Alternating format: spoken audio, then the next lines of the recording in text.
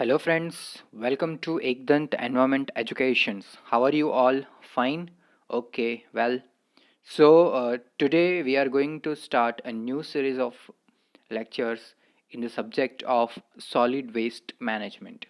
So solid waste management is a very important subject from exam point of view, irrespective of gate only. It is the important subject asked in GATE as well as other state public service examinations, also in UGC and even in engineering services examinations. So the weightage of the subject solid waste management is very much high. Okay, many questions nowadays in examination you will find the questions related to the solid waste management. Okay, so we are going to start now the subject solid waste management, which will be very much useful in your different examinations like GATE, UGC, ESC and different state public service commission examinations. Okay, so without wasting much more time, let's start the lecture. And if you are new to this channel, please like it, subscribe the channel so that you will get the lectures of solid waste management as well as the other environment engineering subjects, which will be very much useful for yourself, okay, for different examinations.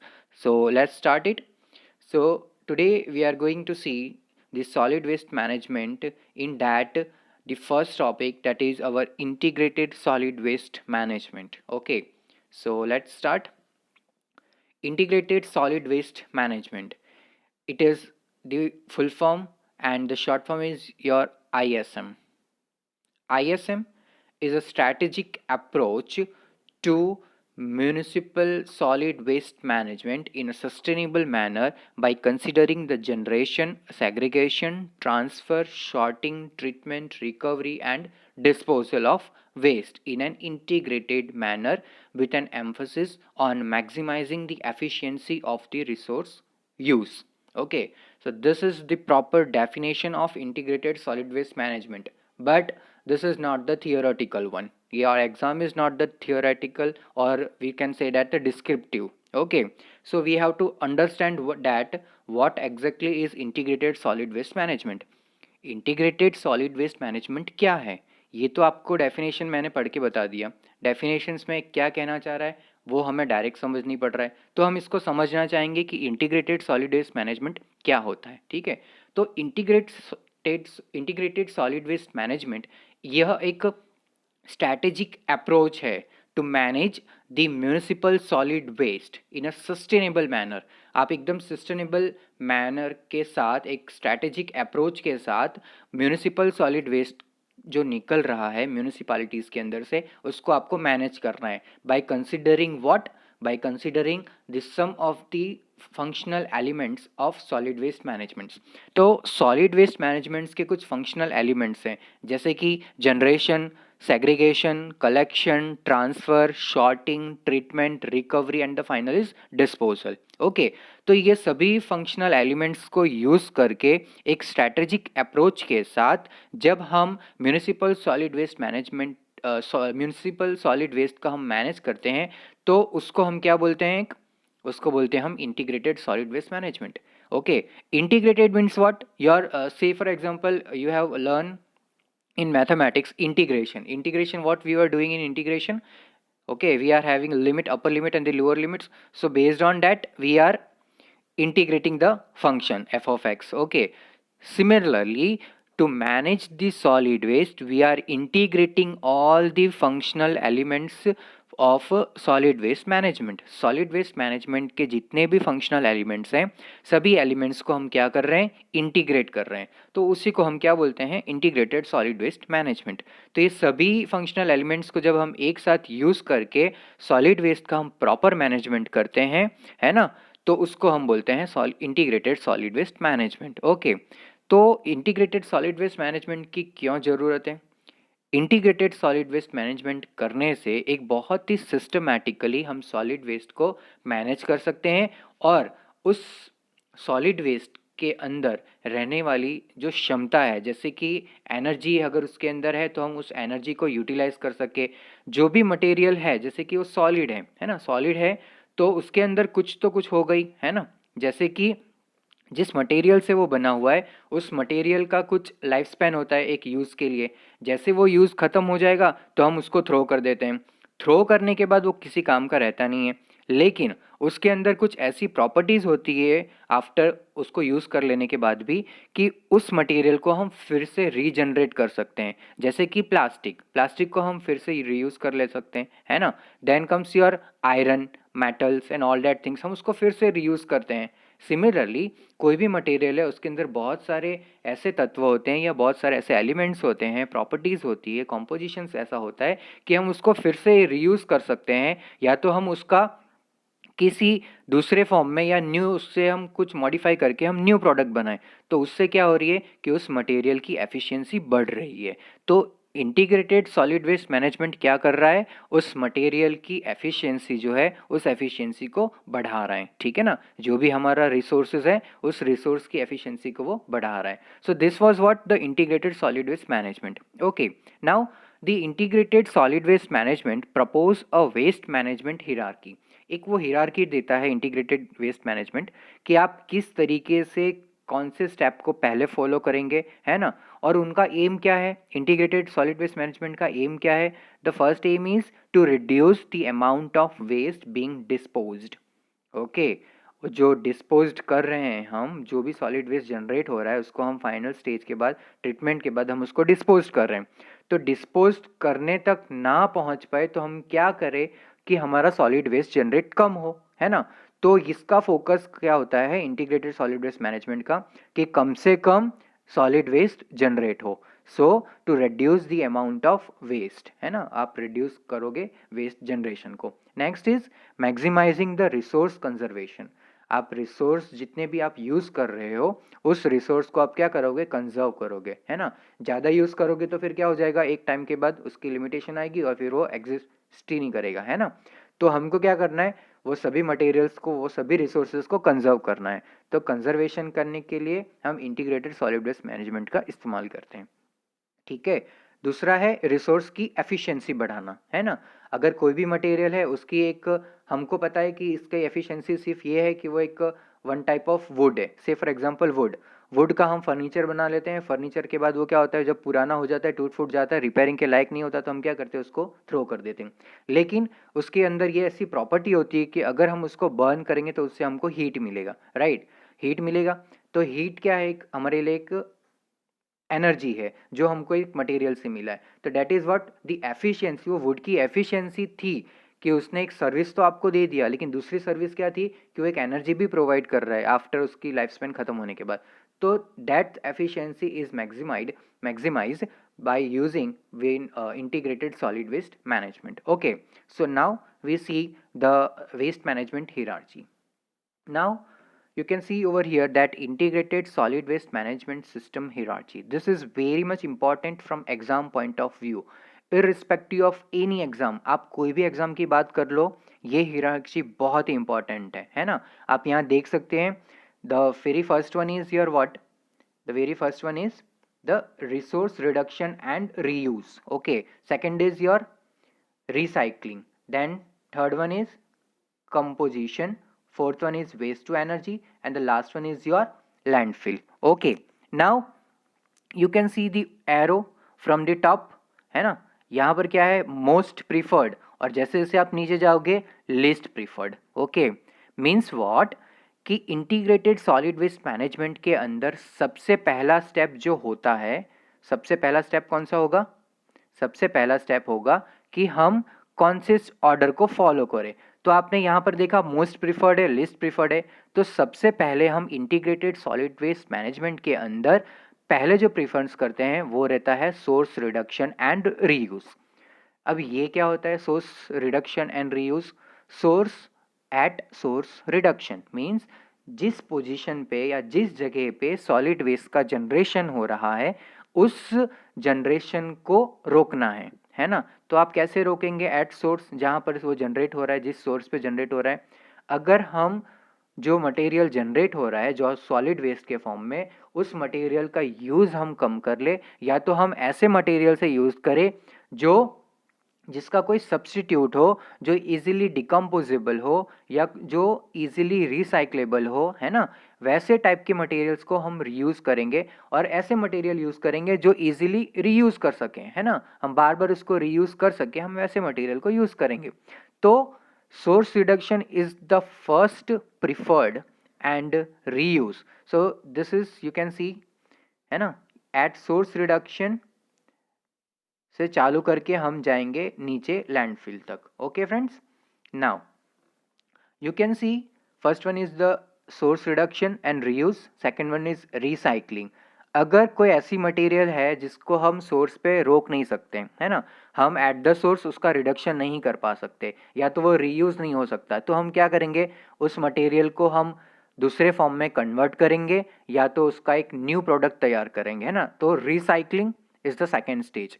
अगर first stage possible नहीं हो रहा है तो हम second stage पे जाएंगे। Okay, next third one is, if recycling is not possible, then we will go for composting।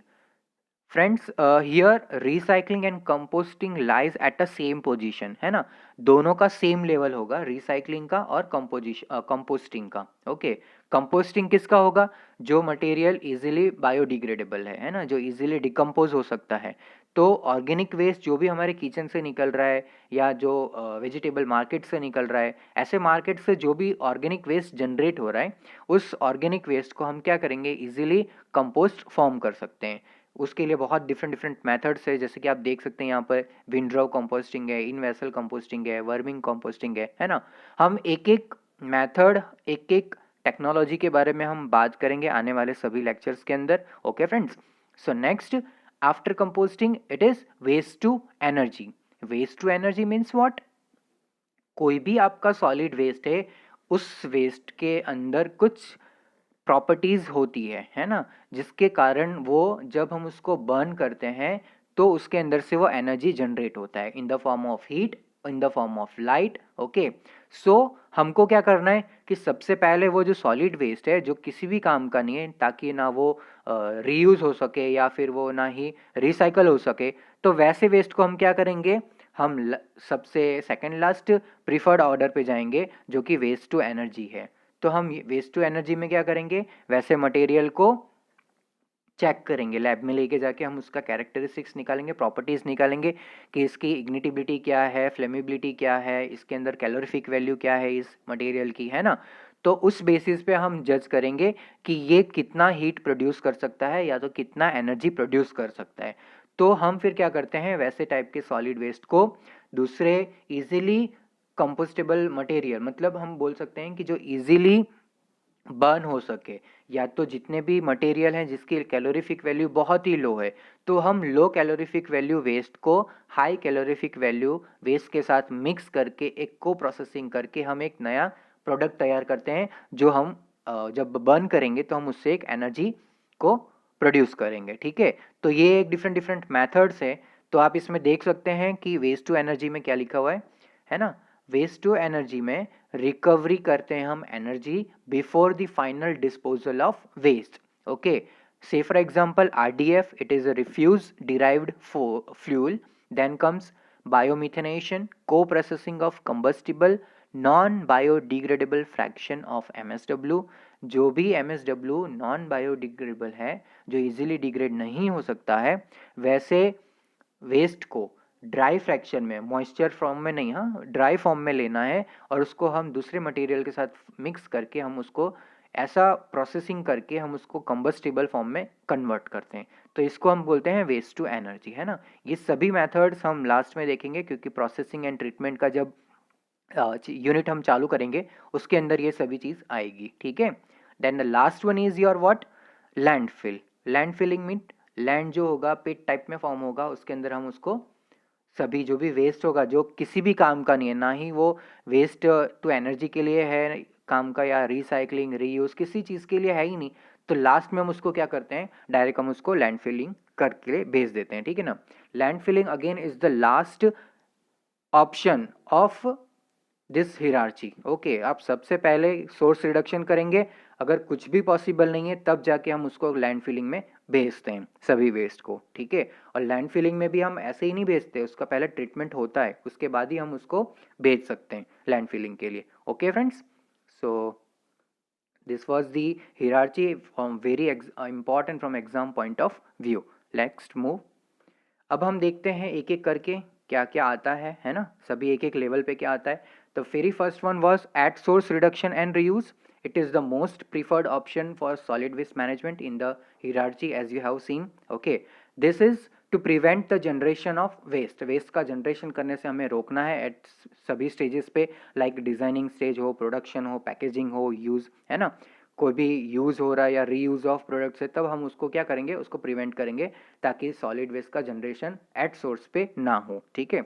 Waste reduction helps to reduce the handling, treatment and disposal cost. Obviously अगर आपने वेस्ट जनरेशन ही बहुत कम किया है तो उसको handle करने का जो कॉस्ट लग रहा है, जो आप एक जगह से दूसरी जगह भेज रहे हैं ट्रीटमेंट के लिए, वो आपकी कॉस्ट बच जाएगी। उसको ट्रीट करने के लिए जो पैसा लग रहा है, डिफरेंट मशीनरीज है, टाइम है, वो सभी सेव हो जाएंगे obviously. And at the last आप अगर फाइनल डिस्पोजल के लिए उसको भेज रहे हैं तो फाइनल डिस्पोजल में एक लैंड एरिया कवर करेगा उसको डिस्पोज करने का, तो वो हमारा सेव हो जा रहा है, ठीक है ना।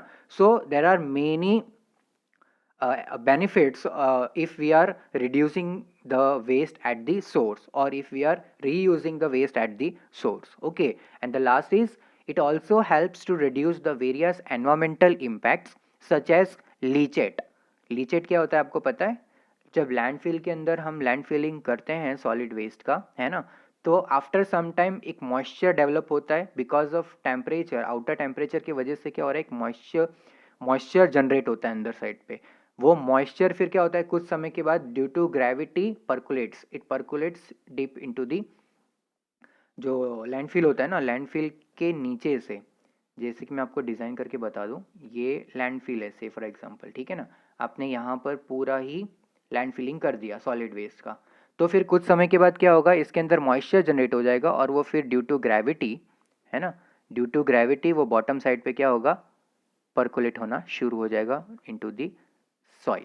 सॉइल के अंदर वो परकुलेट होना शुरू हो जाएगा। और ऐसा भी हो सकता है अगर हमने प्रॉपर नीचे बॉटम में लाइनिंग प्रोवाइड नहीं किया है तो वो ग्राउंड वाटर के साथ भी मिक्स हो सकता है, लेकिन बहुत ही केयर रखते हैं, है ना। ऐसे ही ये, क्योंकि लीचेट जो होती है उसकी प्रॉपर्टी बहुत ही टॉक्सिक होता है, बहुत ही एसिडिक फॉर्म में होता है, बहुत ही बैड स्मेल करता है ना, बहुत ही कंसनट्रेटेड होता है लीचेट। सो लीचेट एक होता है जो एनवायरनमेंट को बहुत ज़्यादा इम्पैक्ट करता है ना।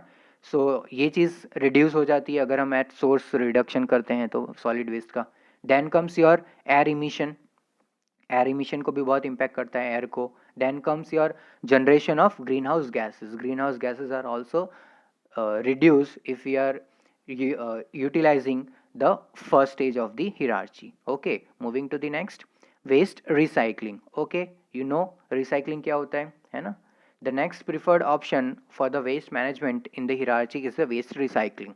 Recycling of waste is done to recover the material resource through segregation. What is segregation? Segregation means what? Separating, हम सेपरेट करते हैं अलग अलग मटेरियल्स को based on their properties, based on their classes. Say for example plastics, paper, glass, then comes your biodegradable organic waste and all that things, सभी एक साथ mix होके आता है ना रेसिडेंशियल से।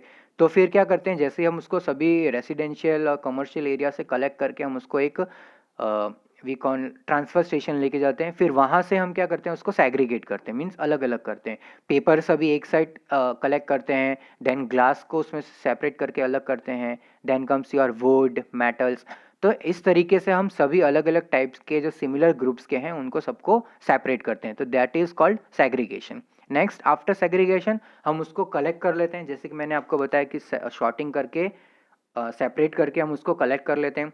कलेक्ट करने के बाद हम उसको प्रोसेसिंग में भेजते हैं। से फॉर एग्जांपल पेपर होगा तो हम उसको पेपर पल्प इंडस्ट्री में भेजेंगे, है ना। देन ग्लास होगा तो हम उसको क्या करेंगे, रिसाइकलिंग में भेजेंगे ताकि दूसरे ग्लास का फॉर्मेशन हो पाए, है ना।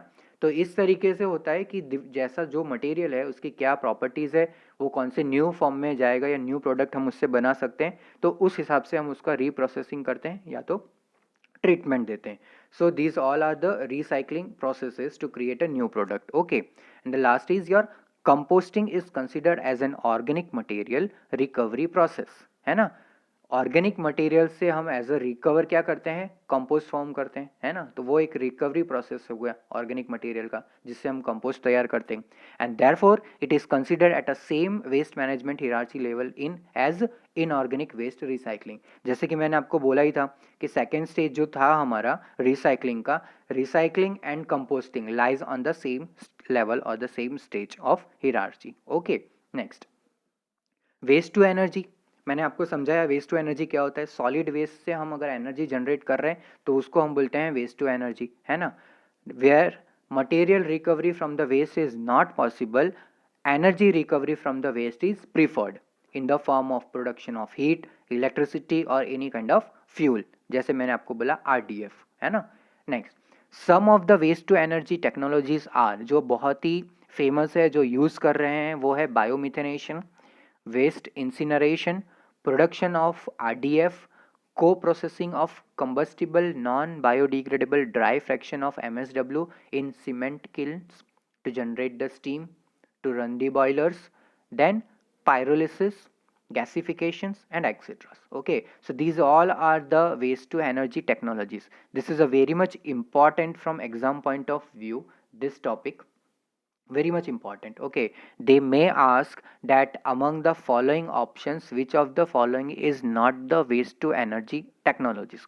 तो आपको ये सभी ऑप्शंस में से कोई एक ऑप्शन ऐसा होगा जो इसमें से नहीं होगा, तो वो आपको आइडेंटिफाई करना है and that will be your correct answer. Okay, so try to learn that what are the waste to energy technologies. तो ये एक बहुत ही इंपॉर्टेंट है from exam point of view, that's से मैंने इसको मार्क कर दिया है, ठीक है। Next, waste disposal. The last preferred option in the hierarchy is waste disposal. Okay, सबसे कम प्रीफर करते हैं कि फाइनली अगर कुछ नहीं हो पाए तो ही हम डिस्पोजल पे जाएंगे, नहीं तो हम डिस्पोजल करने के मूड में रहते ही नहीं कभी। हमेशा या रीयूज कर लो या तो रिसाइकलिंग कर लो या तो वेस्ट टू एनर्जी के फॉर्म में कन्वर्ट हो, वैसे मटेरियल को यूज़ करना चाहिए तो ही अच्छा है। क्योंकि अगर हम डिस्पोजल की ओर जाएंगे तो डिस्पोजल की ओर जाने से क्या होगा कि आपका जो लैंड है वो लैंड धीमे धीमे धीमे उसका यूटिलाइज्ड होना ज़्यादा हो जाएगा ना, ज़्यादा वेस्ट जनरेट होगा तो हम ज़्यादा लैंडफिल्स बनाना शुरू करेंगे। तो लैंडफिल्स अल्टीमेटली एक माउंटेन क्रिएट करेगा और उसके अंदर से आपको पता नहीं है कि आप कैसे कैसे हार्मफुल गैसेस भी निकलते हैं। Methane is the major constituent of gas generated from the landfill. Landfill से सबसे ज़्यादा अमाउंट में जो गैस निकल रही है वो है मीथेन। तो लैंडफिल एक टाइप का खतरा भी हो जाता है, एक टाइप का होता है सैनिटरी लैंडफिल जिसमें हम ट्रीट करके बाद में फिर जो हैजार्डियस वेस्ट नहीं होता उसको हम लैंडफिल में लेके नहीं जाते सैनिटरी लैंडफिल के अंदर। तो ये सब होते हैं, बहुत डिफरेंट डिफरेंट टाइप्स के भी लैंडफिल्स होते हैं, तो वो सब हम आगे वाले चैप्टर में, आने वाले चैप्टर्स में पढ़ाई करेंगे उसके बारे में भी, ठीक है फ्रेंड्स। और अब तक लेक्चर आपको अच्छा लगा हो तो प्लीज़ चैनल को सब्सक्राइब कर लेना, लाइक कर लेना, है ना, ताकि आप तक हम अच्छे से अच्छे जो भी सॉलिड वेस्ट मैनेजमेंट्स के अपकमिंग लेक्चर्स होंगे वो हम आपको प्रोवाइड कर सकें, ठीक है ना। और वो मैंने अब स्टार्ट किया है तो ऑलरेडी मैंने वाटर सप्लाई इंजीनियरिंग के भी कुछ सिलेबस के अकॉर्डिंग मैंने चालू कर दिया है, तो वो प्लस सॉलिड वेस्ट मैनेजमेंट दोनों साइमल्टेनियसली हम चलाते रहेंगे, ठीक है ना। Next, the waste disposal. As per the hierarchy the list preferred option is the disposal of waste in the open dump sites. Open dump sites तो अब बैन ही हो गया, ओपन डंप साइट्स तो हम करते ही नहीं अब।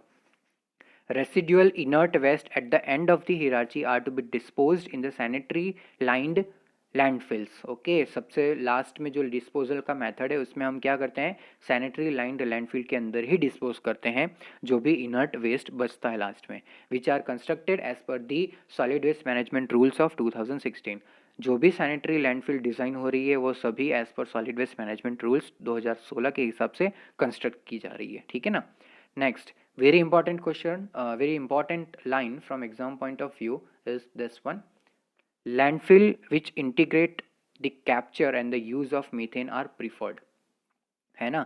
मीन्स आपको लैंडफिल की डिज़ाइनिंग ऐसे करनी है कि जो लैंडफिल के अंदर से मीथेन गैस जो मेजर कंस्टिट्यूएंट है वो जो निकल रही है मीथेन गैस, उसको आपको कैप्चर करना है और उसको यूज़ कर लेना है ना, उस मीथेन गैस को यूज़ करना है। तो आपको इस तरीके की लैंडफिल डिज़ाइन करनी है। So this is a very important from exam point of view that which is the major gas produced from the landfill. That methane is the option. Okay.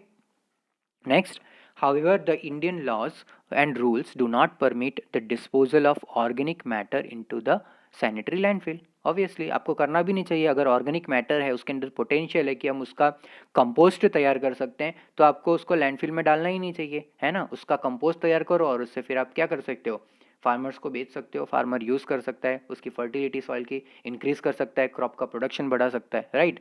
So organic matter के अंदर वो potential है, तो उस potential को वहाँ use करना चाहिए, right. Next, integrated solid waste management is closely linked to 3R approach. Very important from exam point of view. This is very much important, friends. What is 3R approach? Okay, this is the 3R approach that reduce, reuse and recycle. आपको ये बहुत ही sequence में याद रखना है, ठीक है ना. एग्जाम में जो ऑप्शंस में क्वेश्चंस आते हैं, हाल ही में बीपीएससी सैनिटरी का जो एग्ज़ाम हुआ था उसके अंदर ये क्वेश्चन था कि व्हाट इज़ 3R अप्रोच, है ना. और ऑप्शंस में सब दिए थे, और ये जो सीक्वेंस था, सीक्वेंस को उन्होंने क्या किया था, शफल कर दिया था. पहले reduce, reuse, recycle, reuse, reduce, recycle, reuse, recycle, reduce. तो ये सबको शफलिंग कर दिया था. तो जो प्रॉपर सीक्वेंस होता है वो क्या होता है, सबसे पहले आएगा आपका रिड्यूस, उसके बाद आएगा reuse, and then comes your recycle. Hierarchy में भी आपने देखा था, फर्स्ट पॉइंट में क्या था आपका, रिड्यूस ही था, राइट. फर्स्ट पॉइंट क्या था आपका, रिड्यूस. सेकंड में क्या था, reuse, right. And the last one was what, recycle, है ना.